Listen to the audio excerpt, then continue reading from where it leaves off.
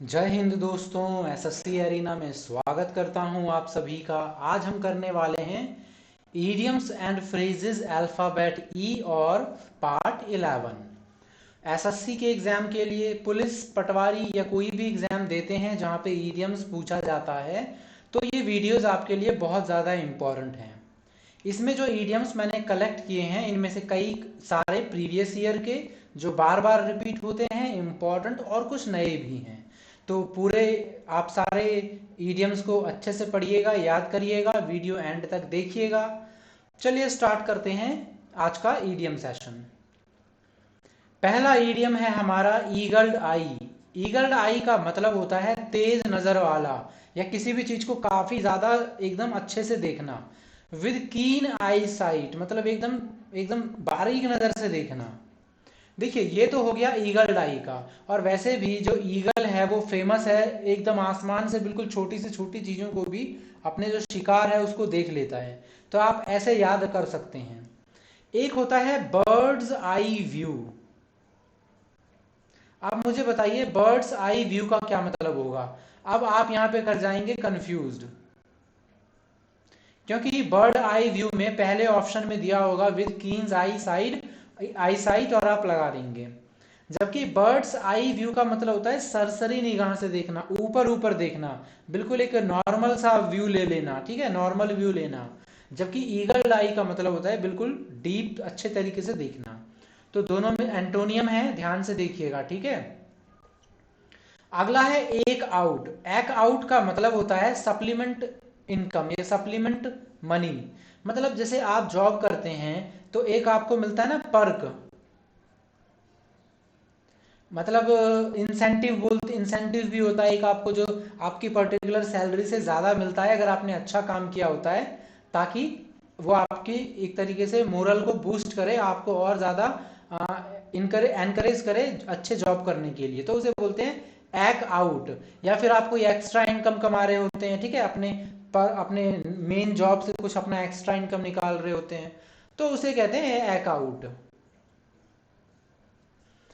Next है end in fiasco. And in fiasco का मतलब क्या होता है बताइए। देखिए, एंड इन फियास्को का मतलब होता है कम टू नथिंग, कोई परिणाम ना होना या असफल होना, ठीक है, एंड इन फियास्को। देखिए, फियास्को का मतलब ही होता है अनसक्सेसफुल या फेलियर। फियास्को का मतलब ही होता है अनफेलियर, ठीक है। अच्छा, एक ईडियम और यहाँ पे अभी आप लोग ऐड कर लीजिए, आप अगर नोट कर रहे हैं तो नोट कर सकते हैं। And in smoke. End in smoke का मतलब भी होता है कोई परिणाम ना निकलना, कम टू नथिंग। सपोज करिए कि आप इंटरव्यू या किसी चीज के लिए गए हैं और आपने सुबह स्मोक कब करते हैं, अगर आप वेट कर रहे हो तो चलिए यार थोड़ा स्मोक करते हैं बाहर। आपने शाम तक स्मोकिंग में ही समय निकाल दिया, मतलब आपको अंदर बुलाया ही नहीं गया, आपका काम बना ही नहीं। तो एंड इन स्मोक मतलब no result, come to nothing. अगला है ever and anon. Ever and anon का मतलब होता है जब तब। Now and then. Ever and anon का मतलब क्या हो गया, नाउ एंड देन। याद रखिएगा, ever and anon, now and then, जब तब। अच्छा, नेक्स्ट इडियम है हमारा end in smoke, come to nothing. आपको ऑलरेडी बता दिया है, end in smoke, end in fiasco. Every Tom, हर एरा गैरा। एवरी टॉम का मतलब होता है हर एरा गैरा, मतलब every one without discrimination, Dick and Harry. मतलब डिक एंड हैरी मतलब ये यहाँ पे कॉमा कॉमा होता है यहाँ पे, डिक एंड हैरी। मतलब डिक एंड हैरी, जो आपने एक मूवी भी देखी होगी, टॉम डिक एंड हैरी, अंधे गूंगे बहरे, ठीक है, तो गूंगे बहरे डिक और हैरी, तो वही मतलब हो गया, हर कोई एरा गैरा नथु खैरा, एवरी टॉम। और every Tom and Dick and Harry, आप ये भी इडियम ले सकते हैं। Escape one's lips. अब देखिए, आपकी अगर लिप्स एस्केप कर गई तो क्या होगा, मतलब आपने गलती से बोल दिया या फिर आपने ऐसी चीज बोल दी जो कि जिसका अनएक्सपेक्टेड था और वो बोलनी नहीं चाहिए थी, या आपने अनइंटेंशनली बोली हो। तो एस्केप वंस स्लिप का मतलब होता है स्पीक अनइंटेंशनली और अनएक्सपेक्टेडली, ठीक है। मतलब आपकी उम्मीद नहीं थी, ना ही आप बोलना चाहते थे, पर बाय चांस हो गया। Repeated and in fiasco. Elbow room, देखिए एल्बो रूम का मतलब होता है एनफ स्पेस देना, एडिक्वेट स्पेस देना, free for work, freedom for work.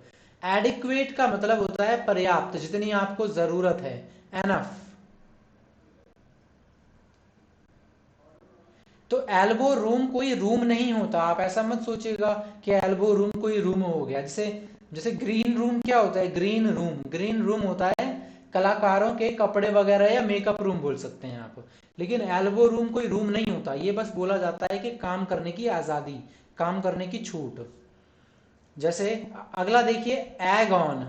Egg on का मतलब होता है किसी को उकसाना, कुछ गलत काम करने के लिए या आगे कोई काम करने के लिए। इंस्टिगेट, इंस्टिगेट आप वर्ड देख रहे हैं, इसका मतलब भी होता है उकसाना, इंसाइट करना। इंसाइट का मतलब भी होता है किसी को भड़काना, एग ऑन करना। ठीक है, इसका मैं एक अच्छा वर्ड बताता हूं, गोड। गोड मतलब भी होता है कि किसी चीज को एग अप करना, किसी को भड़काना किसी काम को करने के लिए। ठीक है, तो ये एक अच्छा वर्ड है, ये मुझे दिखा था किसी मॉक में, तो काफी अच्छा है, ये एग्जाम में हो सकता है आपको दिख भी जाए, एग ऑन, गोड। अगला देखिए, ईट वंस हार्ट आउट, यानी सफर साइलेंटली, चिंतित होकर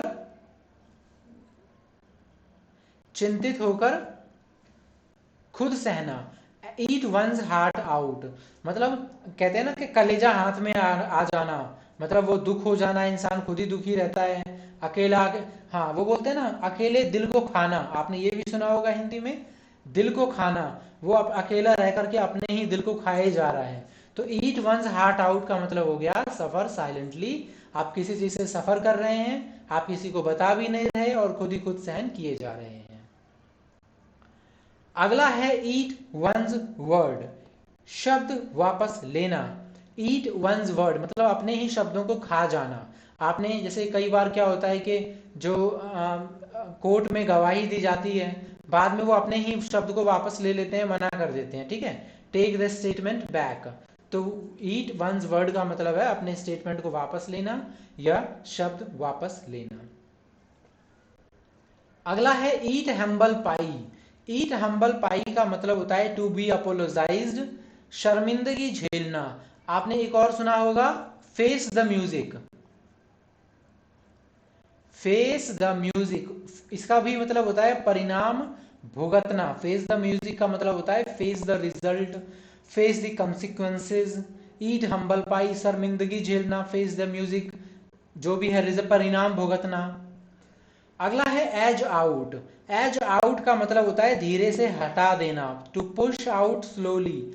मतलब कोई कंपटीशन में होता है, फाइट में होता है, आप उसको धीरे धीरे एज आउट करते जाते हैं। जैसे कि पॉलिटिक्स में भी होता है, जैसे लाल कृष्ण लाल कृष्ण आडवाणी जी को, जो कि बीजेपी के बड़े नेता थे, उनको धीरे धीरे क्या कर दिया गया, एज आउट कर दिया गया। वो चाहते थे प्राइम मिनिस्टर बनना, लेकिन उनको एज आउट कर दिया गया। ठीक है, तो एज आउट का मतलब होता है किसी को किनारा कर देना। तो आज का वीडियो देखने के लिए थैंक्स। अब हम करेंगे इसके बाद अल्फाबेट एफ और पार्ट 12। ठीक है, तो नेक्स्ट वीडियो में मिलते हैं आपसे। आज का वीडियो यहीं स्टॉप करते हैं। और कोई आपको कुछ कहना हो, मुझसे कोई मिस्टेक हो गई हो किसी वोकैबुलरी में या किसी चीज़ में, तो आप मुझे कमेंट कर सकते हैं, मैं प्रॉपर रिप्लाई देने की कोशिश करूँगा। और आज का वीडियो यहीं स्टॉप करते हैं। वीडियो देखने के लिए आप सभी का धन्यवाद।